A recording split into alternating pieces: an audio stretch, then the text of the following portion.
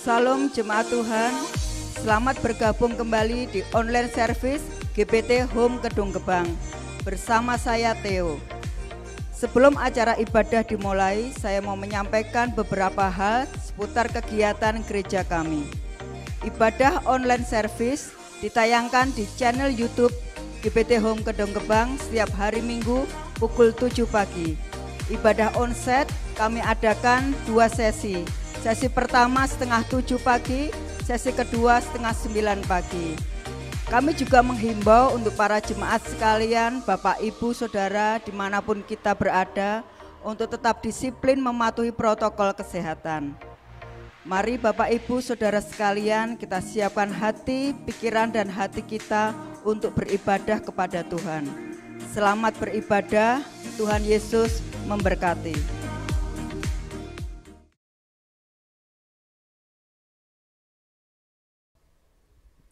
Puji Tuhan Bapak Ibu yang terkasih, kita punya Allah yang luar biasa, Allah yang kudus. Dan dalam firman-Nya dikatakan, kuduslah kamu sebab aku kudus. Sebab itu mari kita akan terus membawa hidup kita, hati kita semakin kudus dan semakin berkenan di hadapan Tuhan. Terima kasih Tuhan. Kami datang di hadirat-Mu, membawa penyembahan dan hidup kami Tuhan.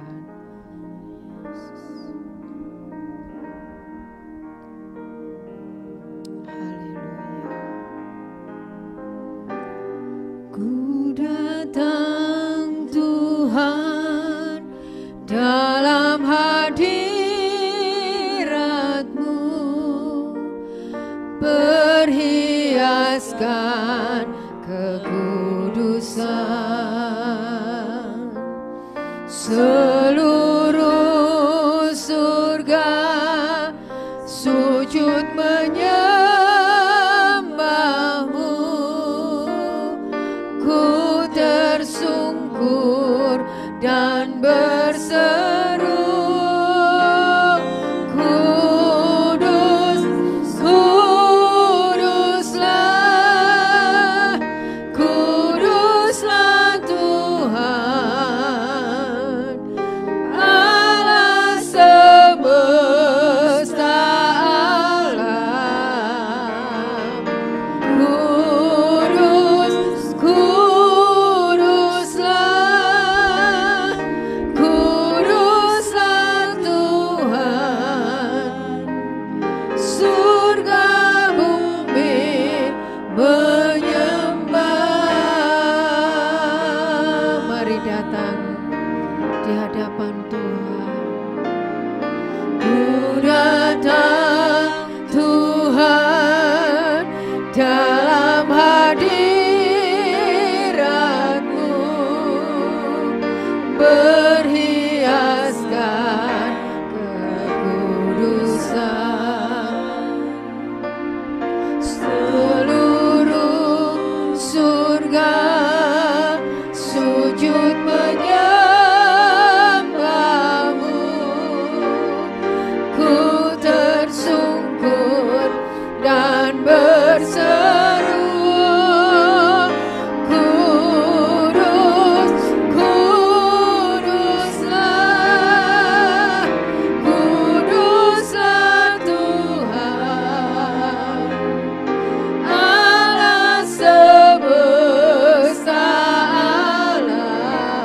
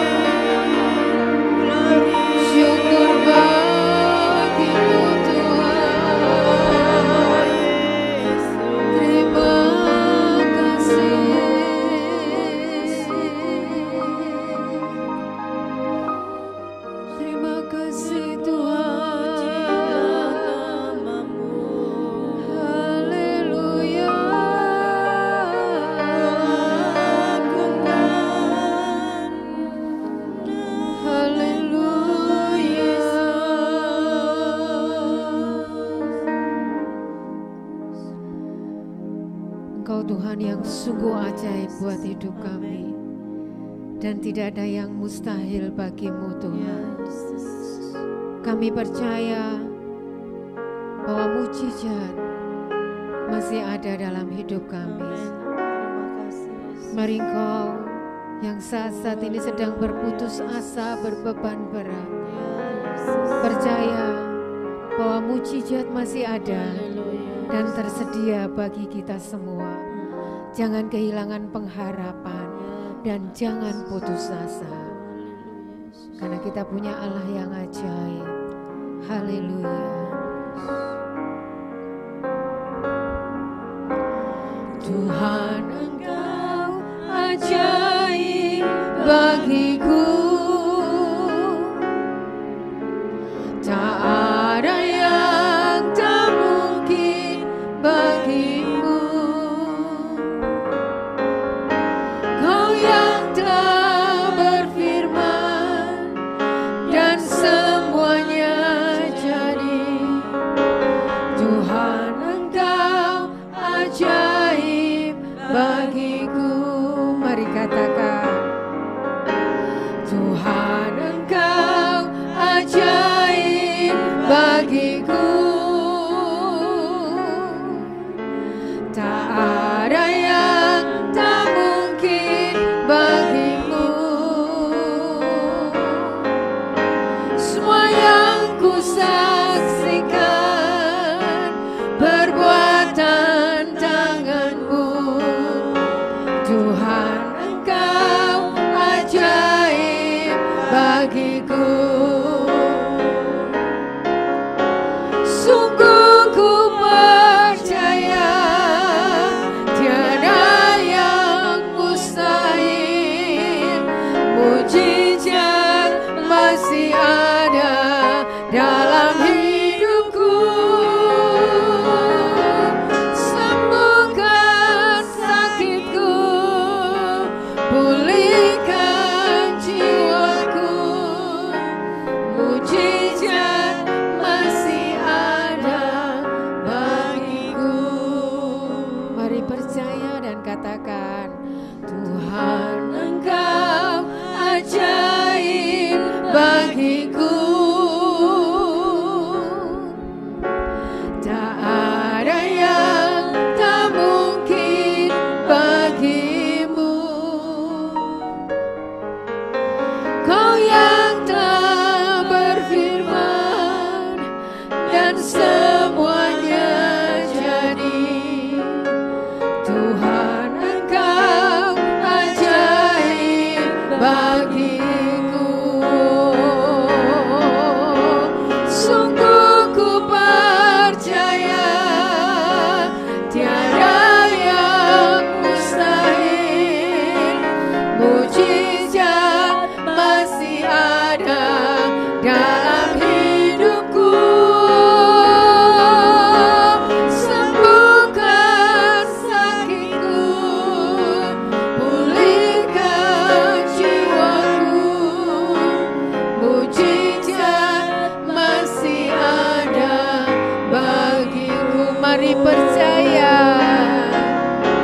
Sungguh ku percaya tiada yang mustahil. Mujizat masih ada dalam hidupku. Sembuhkan sakitku, pulihkan jiwaku. Mujizat masih ada bagiku. Sungguh ku percaya tiada yang mustahil. Mujizat masih ada dalam hidupku. Sembuhkan sakitku, pulihkan jiwaku. Mujizat masih ada bagiku.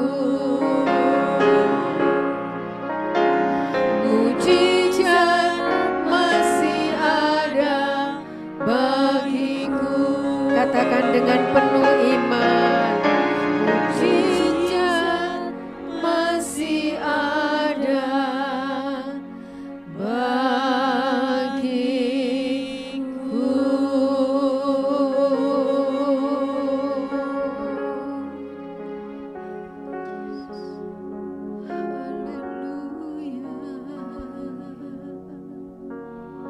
mengucap syukur Tuhan Yesus untuk kasih setiamu yang tidak pernah habis dalam kehidupan kami Tuhan.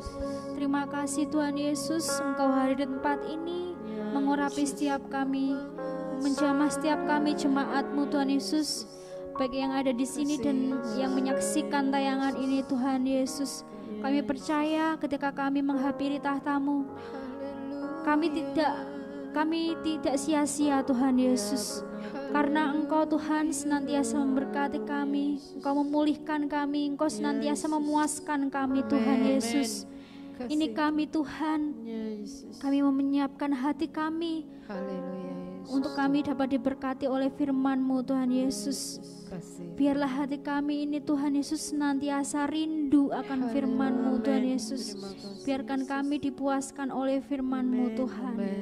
Kau menjamah setiap kami Tuhan Yesus. Biarlah kami bukan hanya menjadi pendengar, melainkan kami juga dapat melakukannya dalam kehidupan kami sehari-hari, sehingga nama-Mu yang dipermuliakan. Terima kasih Tuhan.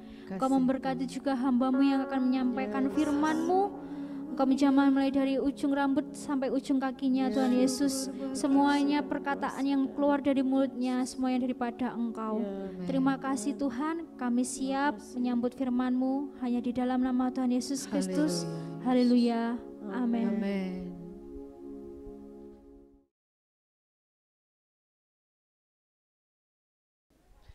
Salam jemaat Tuhan, kita berjumpa lagi dalam ibadah online GBT Home Kedung Gebang. Sebelum kita akan bersama-sama mendengarkan, belajar firman Tuhan, kami berharap saudara bisa menyiapkan roti dan anggur perjamuan, karena kita juga akan bersama-sama mengikuti sakramen perjamuan suci. Saudara saya dikasih Tuhan, mari kita bersama-sama melihat di dalam Yohanes pasal 8. Saya ingin membagikan kepada saudara mengenai kebenaran yang sejati. Saudara-saudara, kita sering salah memahami, memiliki pandangan yang salah, memiliki pengertian yang salah mengenai kebenaran. Kita seringkali menganggap kebenaran itu adalah sesuatu yang harus diungkapkan, dan kita tidak menimbang sampai dampaknya seperti apa terhadap hidup seseorang, terhadap kita. Saudara-saudara, Tuhan ingin saudara dan saya hidup di dalam kebenaran, tetapi kebenaran versinya Tuhan. Bukan kebenaran yang kita bangun sendiri, bukan kebenaran yang kita kembangkan sendiri, bukan kebenaran yang kita pakai menurut mau dan kehendak kita sendiri. Di dalam Yohanes pasal 8, perikop yang akan kita baca ini, saudara akan melihat bagaimana kisah tentang seorang perempuan. Dalam cerita itu saudara, menurut pengakuan ahli Taurat dan Farisi, bahwa perempuan ini kedapatan berzina. Kita akan membaca di dalam Yohanes pasal 8 ayat 2, 3 dan sampai 5 saudara. Dan pagi-pagi benar, mohon maaf saya membacanya dari New King James, saudara bisa membaca dari terjemahan baru. Dan pagi-pagi benar ia datang lagi ke dalam bait Allah, dan sekalian orang banyak itu datanglah kepadanya. Kemudian ia duduk dan mengajar mereka. Maka ahli-ahli Taurat dan orang-orang Farisi membawa kepadanya seorang perempuan yang ditangkap dalam perzinahan, tertangkap basah, dan meletakkannya di tengah-tengah mereka. Mereka berkata kepadanya, "Guru, perempuan ini ditangkap dalam perzinahan ketika sedang berzina." Jelas sekali saudara-saudara, ketika sedang berzina. Dan di dalam hukum Taurat, Musa memerintahkan kami bahwa yang sedemikian itu harus dilempar dengan batu. Tetapi apakah katamu? Jadi menurut pengakuan cerita dari orang-orang ahli Taurat dan Farisi ini, mereka menangkap perempuan yang sedang kedapatan berzina. Dan menurut hukum Taurat, menurut mereka saudara-saudara, bahwa perbuatan dosa semacam ini itu harus dengan jelas sekali saudara-saudara dilempari dengan batu. Menurut pengertian mereka, menurut pengertian orang-orang ahli Taurat dan orang Farisi harus dilempari batu. Kemudian mereka bertanya kepada Tuhan Yesus, tetapi apakah katamu? Saudara-saudara, kita harus memperhatikan dengan baik bahwa Tuhan Yesus hidup di masa di mana hukum Taurat berlaku bagi orang Yahudi dan hukum Roma berlaku bagi jajahan orang Roma. Dan Israel pada waktu itu, kota Yerusalem itu ada di bawah pendudukan Romawi melalui Kaisar Herodes. Saudara-saudara, kita perlu memahami hal ini dengan baik karena tujuan orang-orang ahli Taurat, orang Farisi ini membawa perempuan ini saudara-saudara ke hadapan Tuhan Yesus di Bait Allah. Perhatikan di ayat yang kedua dijelaskan Tuhan Yesus sedang berbincang-bincang, sedang mengajar di Bait Allah dengan orang banyak karena hari itu adalah masih puncak perayaan Pondok Daud. Saudara-saudara bisa melihat di pasal yang ke-7. Di pasal yang ke-7 juga saudara mendapati bahwa orang-orang ini juga sedang mencari-cari kesalahannya Tuhan Yesus. Dan mereka mencari kesempatan lagi di pasal yang ke-8 ini dengan memanfaatkan perempuan yang kedapatan berbuat zina, berbuat dosa. Saudara-saudara, sebelum kita mempelajari perikop ini, saudara-saudara, berdasarkan konteks Alkitab di sini, saudara, kita perlu memahami baik-baik situasinya. Situasinya adalah perempuan ini kedapatan berbuat dosa. Sama seperti saudara dan saya dalam keadaan yang sedang kita hadapi hari-hari ini atau di waktu yang lalu, saudara-saudara. Seringkali kita mendapati orang yang kedapatan berbuat dosa, kedapatan berbuat salah. Nah, kita saudara-saudara sebagai orang yang mengetahui itu, mengerti, melihat atau menyaksikan hal itu, kita seringkali saudara-saudara tergoda untuk saudara-saudara untuk menghukum perempuan, orang yang kita tahu bahwa orang ini berbuat dosa. Dengan cara apa? Menyingkapkannya. Lihat, ahli Taurat, orang Farisi ini dengan sengaja, menurut versinya mereka katanya harus dihukum. Harusnya kalau dihukum ya waktu itu dihukum aja saudara-saudara. Tapi kenapa mereka perlu membawanya ke hadapan Tuhan Yesus? Kenapa mereka perlu membawanya ke Bait Allah? Pada waktu orang banyak sedang ngumpul waktu itu. Perhatikan, menurut hukum Taurat, Tuhan Yesus juga masih hidup di bawah hukum Taurat. Dia harus memenuhi, menggenapi semua isi hukum Taurat tanpa cacat saudara-saudara. Dalam rangka misinya di bumi.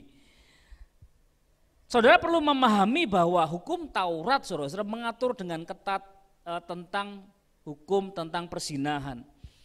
Bagi orang Israel saudara-saudara, perzinahan itu saudara-saudara bukan saja sekedar berbuat dosa seksual, tetapi itu sedang melanggar hukumnya Allah. Jadi melanggar terhadap hukum Allah yang kudus. Itu benar-benar sebuah dosa yang berat. Makanya kalau saudara perhatikan di perjanjian baru saudara-saudara, Tuhan Yesus disebut sebagai sahabat orang berdosa karena kumpulannya pemungut cukai, perempuan berzina. Kenapa pemungut cukai? Karena mereka menjual haknya mereka sebagai bangsa Israel, menjualnya kepada penjajah. Makanya mereka benci banget dua dosa ini terutama saudara-saudara. Hukum menurut hukum Taurat saudara-saudara yang disebut berzina.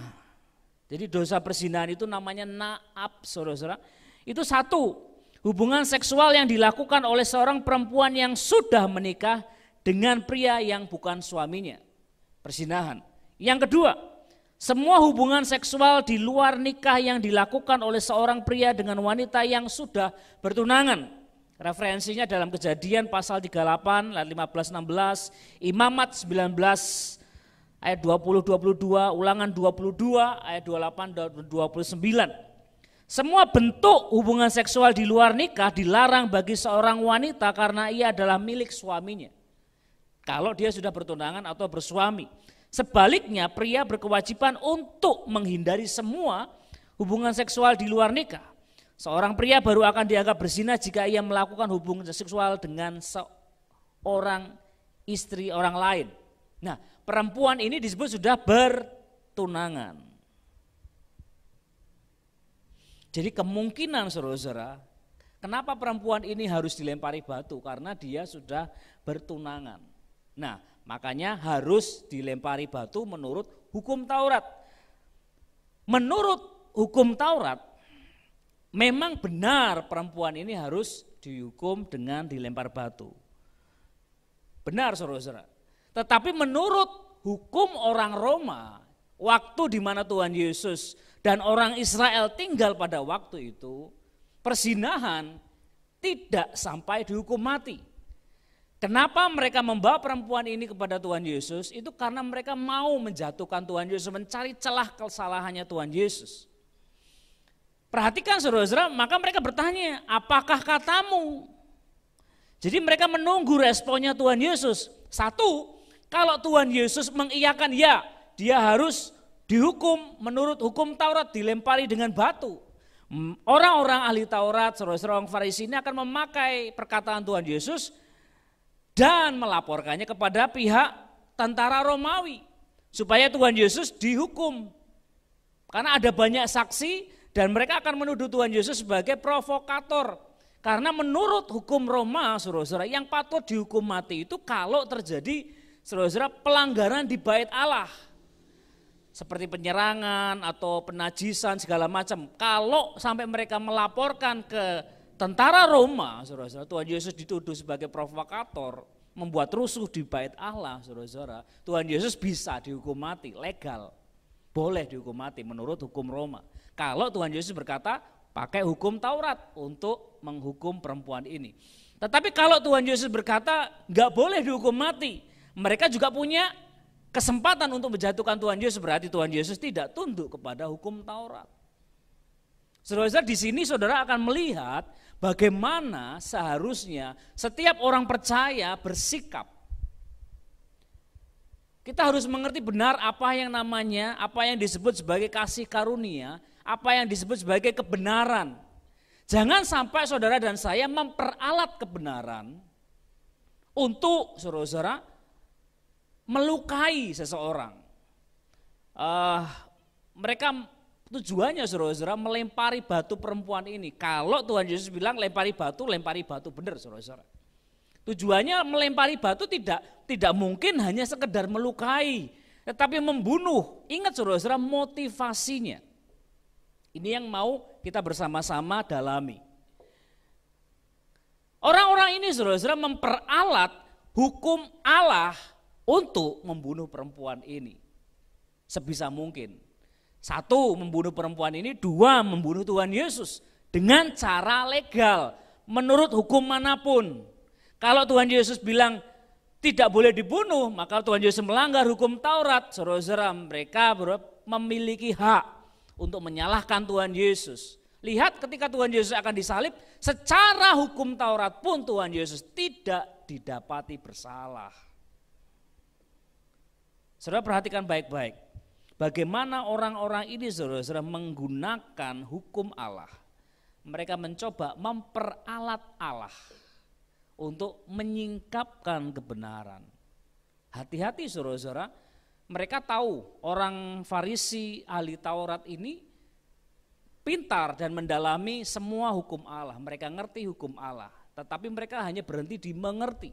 Mereka tidak memahami kasihnya Allah. Maka dari itu saudara-saudara mereka mencoba memperalat kebenaran, memperalat hukum Allah, memperalat Tuhan Yesus. Mereka sedang mencoba memakai kebenaran. Dan itulah yang seringkali kita dapati hari-hari ini. Bagaimana banyak sekali orang saudara-saudara memperalat kebenaran. Memakai kebenaran, memakai ayat, mengutip ayat-ayat tertentu untuk menghakimi sesama, untuk menyakiti sesama kita. Perhatikan apa yang Tuhan Yesus tentang membenci. Jika engkau membenci saudaramu, maka engkau sama dengan membunuh. Hukumnya saudara-saudara yang Tuhan tetapkan itu jauh lebih tinggi dari hukum dunia, hukum agama manapun. Jadi batu ini saudara-saudara, ketika saudara dan saya mencoba memperalat Allah, memperalat kebenarannya, memperalat hukum Allah untuk menghakimi saudara kita, membenci saudara kita. Ingat saudara-saudara, menegur itu tidak sama dengan saudara-saudara melempari dengan batu. Saudara-saudara, saudara bisa saja memakai kata menasehati. Saya menulis kata nasihat di sini. Memberi nasihat kepada seseorang. Kita bisa saja memberi nasihat. Tapi itu cuma covernya saja. Kita sedang memperalat, kita sedang memakai kata nasihat. Tapi saudara-saudara yang di dalamnya itu sebenarnya batu.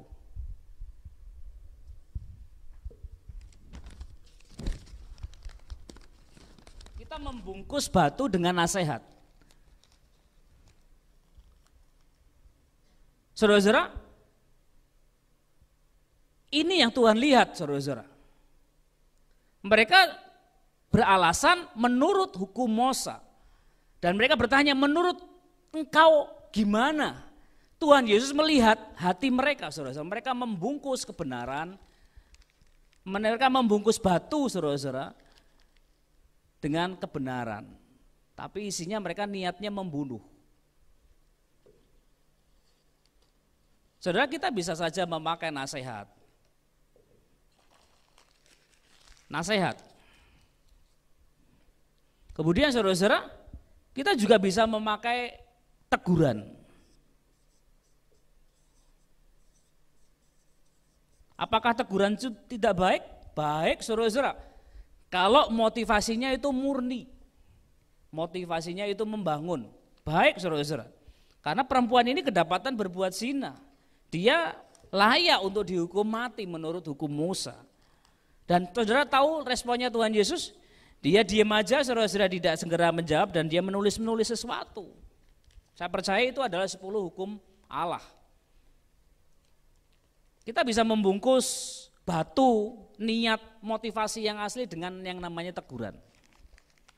Tapi ketika kita melemparkannya teguran-teguran ini, saudara-saudara, niatnya sebenarnya membunuh. Ada kebencian yang kita bungkus di dalamnya. Orang ini, saudara-saudara, ahli Taurat, orang Farisi, mereka beralasan membela kebenaran. Tapi nyatanya tidak, saudara-saudara. Ada nasihat, ada teguran, saudara-saudara. Apalagi yang saudara bisa sebutkan? Perhatian.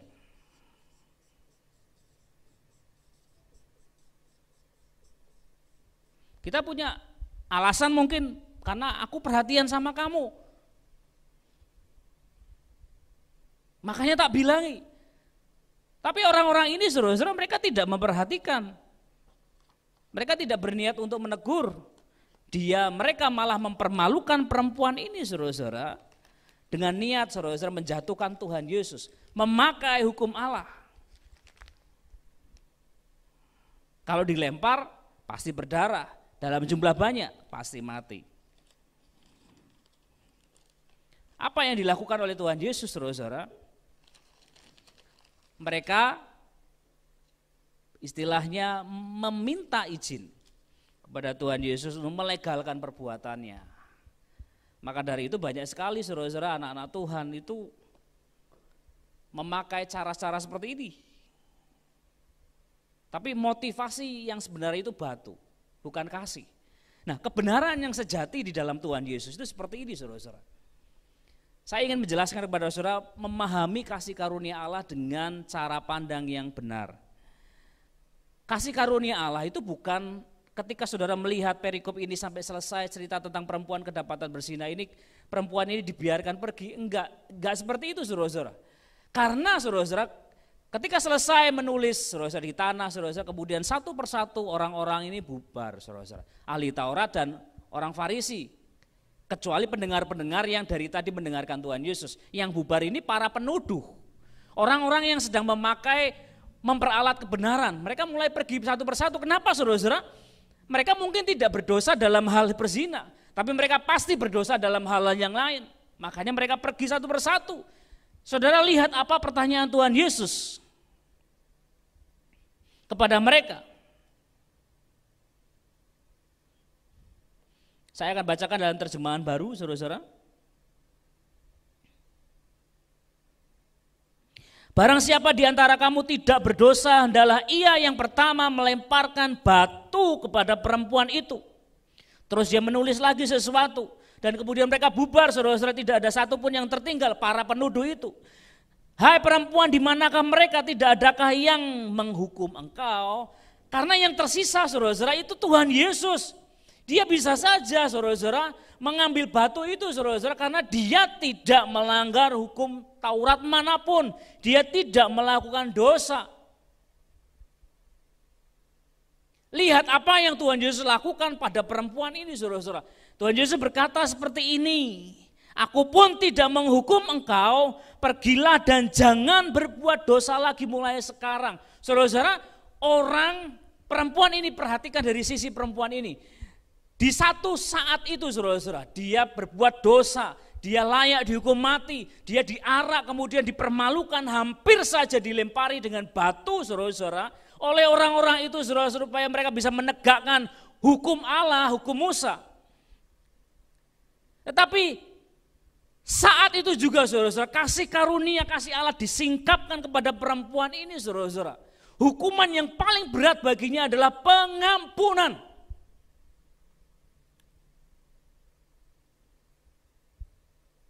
Saudara ingin tahu hukuman yang paling berat bagi dosamu, saudara-saudara? Itu pengampunan. Kenapa, saudara-saudara? Karena setelah peristiwa ini, saudara-saudara, di kemudian hari Tuhan Yesus harus mati di atas kayu salib, saudara-saudara, menderita semua sengsara yang dapat manusia derita, supaya saudara dan saya pergi, tidak ada yang menghukum, merasakan kasih Tuhan dan tidak berbuat dosa lagi. Menurut saudara, jika perempuan ini, saudara-saudara, sudah diberi kesempatan oleh Tuhan Yesus demikian besarnya, apakah ia akan berbuat dosa lagi? Saya rasa tidak. Karena baginya tersingkaplah semua dosa dan tersingkaplah penerimaan Allah. Saudara-saudara, saudara dan saya harus belajar bahwa tidak ada seorang pun dari antara kita yang sempurna. Setiap orang membutuhkan sahabat, setiap orang membutuhkan penerimaan. Jika saudara mendapati rekan-rekan kita, saudara-saudara kita berbuat salah, berbuat dosa, kita tidak perlu membungkus teguran, nasihat, saudara-saudara, yang sebenarnya isinya batu. Yang perlu kita tunjukkan adalah kasih yang tulus, yang disebut sebagai penerimaan. Apakah mudah, saudara-saudara? Tentu tidak. Karena tidak pernah mudah, saudara-saudara, untuk mengasihi. Karena mengasihi itu ada tindakan mengampuni. Dan itulah yang Tuhan Yesus lakukan bagi saudara dan saya di atas kayu salib. Ketika tubuh dan darahnya harus tercurah buat kita. Mari saudara-saudara persiapkan roti dan anggur saudara. Kita akan bersama-sama masuk dalam ibadah perjamuan suci. Kita akan berdoa bersama-sama untuk firman Tuhan. Terima kasih ya Bapa, kami ucap syukur buat saat ini. Biarlah tersingkap bagi kami semua kasih-Mu yang besar. Bahwa kami harus menghidupi firman Tuhan dengan kasih yang benar. Kami harus menghidupi kebenaran itu, kebenaran yang sejati itu dengan cara pandang yang benar. Bagaimana kami harus bersikap, Tuhan yang menolong setiap kami. Sekarang ya Tuhan, di hadapan kami sudah tersedia tubuh dan darah-Mu. Biarlah kami semua menerimanya dengan sukacita. Sebab di dalam tubuh dan darah-Mu, karya-Mu telah sempurna Engkau nyatakan, kasih-Mu Engkau telah sempurna nyatakan, kebenaran-Mu Engkau telah nyatakan bagi kami semua. Tubuh yang tercabik-cabik dan darah yang tercurah itu adalah tanda kasih yang Tuhan yang sangat besar bagi kami semua. Mari kita bersama-sama mengangkat roti di atas kepala kita dan kita berdoa. Tuhan, kami bersyukur sebab kasih-Mu besar atas setiap kami, Tuhan. Engkau bukan saja berkata pergi dan jangan berbuat dosa, tetapi Engkau lah yang mati Tuhan untuk membuktikan kasih-Mu yang besar. Terima kasih karena menerima kami apa adanya. Saat ini ya Tuhan, kami mengangkat roti ini Tuhan. Kami percaya bahwa ini adalah tubuh-Mu. Tubuh yang tercabik-cabik bagi kami semua, yang menanggung dosa dan derita kami. Dan kami memakannya di dalam nama Tuhan Yesus Kristus.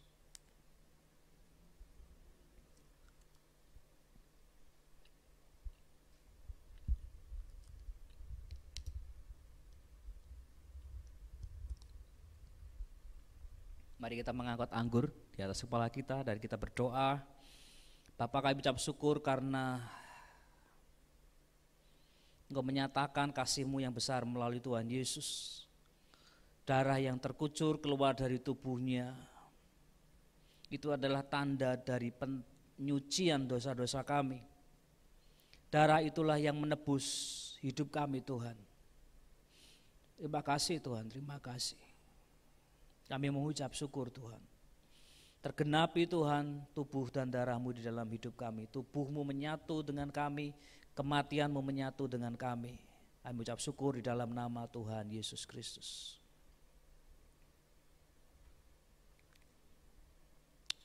Mari kita berdoa mengakhiri ibadah kita. Kita bersama-sama mengangkat tangan kita kepada Tuhan. Terima kasih Tuhan Yesus, kami sudah menyelesaikan ibadah kami. Menolong setiap kami di dalam kekurangan dan kelemahan kami, supaya kami menghidupi kebenaran Tuhan sesuai dengan apa yang Tuhan kehendaki untuk kami kerjakan. Tolong kami semua Tuhan dengan karya-Mu melalui Tuhan Roh Kudus, hikmat dan pengertian itu yang melimpah dalam hidup kami, supaya hidup kami berbuah-buah bagi kerajaan Allah. Terima kasih Tuhan, kami hidup menerima berkat untuk kami dapat menjadi berkat. Di dalam nama Tuhan Yesus Kristus kami berdoa dan mengucap syukur. Amin.